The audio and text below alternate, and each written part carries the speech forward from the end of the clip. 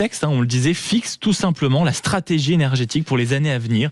Et on sait combien cette question de l'énergie est importante pour le pouvoir d'achat des Français, pour leurs factures, mais aussi pour l'indépendance de la France.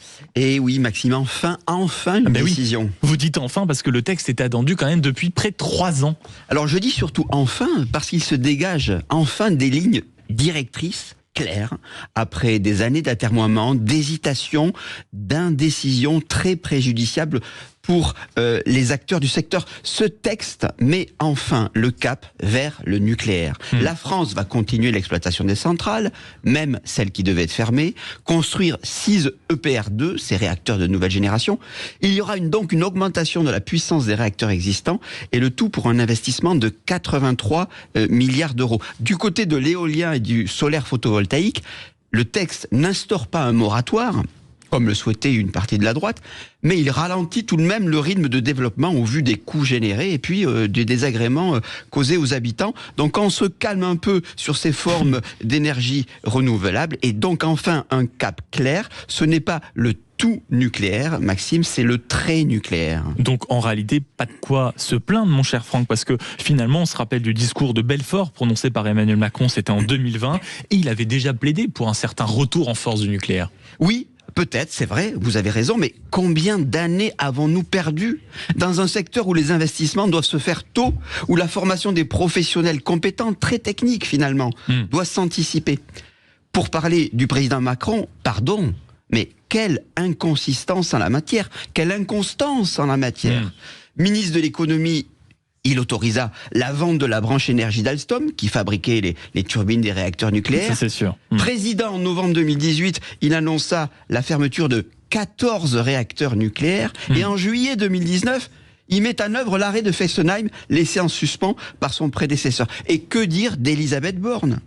Au début du premier quinquennat Macron, je cite, elle dit « L'arrêt de Fessenheim incarne l'écologie de responsabilité », pour ensuite, quelques années après, défendre le revirement vers le nucléaire d'Emmanuel Macron, et elle s'en défendra par cette pirouette. On ne raisonne pas de la même façon. Cette volte-face est saisissante, on pourrait en faire un bêtisier. Marianne s'était amusée à dresser en 2002 une sorte de petit résumé de toutes ces phrases de la classe politique qui dénonçaient, qui même mettaient à bas la filière nucléaire. Je parle de Martine Aubry, de Ségolène Royal, et bien sûr de François Hollande, quand après l'accident de Fukushima en 2011, il monnaya le soutien des Verts contre la condamnation de la filière nucléaire. Et on pourrait encore allonger votre fameuse liste, France, mais tout ne va pas si mal quand même pour notre filière. Aujourd'hui, si on regarde un peu, on produit davantage d'électricité bas carbone que nous en consommons, et on exporte aussi vers d'autres pays. Oui, c'est vrai, vous avez raison. Mais encore une fois, ce n'est pas parce que ça va mieux qu'il faut s'endormir sur nos lauriers. Il faut pouvoir se projeter. La souveraineté énergétique se mûrit, s'entretient sur des années d'investissement. Il faut être constant dans les décisions pour investir dans les compétences et pour investir dans les technologies d'avenir. Le délaissement pendant plus d'une décennie de cette filière explique largement, rappelez-vous, nos problèmes lors de la crise énergétique liée à l'agression russe en Ukraine en 2022. Cet événement a souligné notre vulnérabilité alors que nous pensions, nous, être les meilleurs. Et puis, tout de même, un autre phénomène incite à mettre le paquet sur le nucléaire, c'est l'électrification des usages. Demain, il faudra bien produire beaucoup, mais beaucoup, pour faire rouler des millions de voitures électriques, et même pour faire tourner des usines dont les procédés vont être de plus en plus électriques.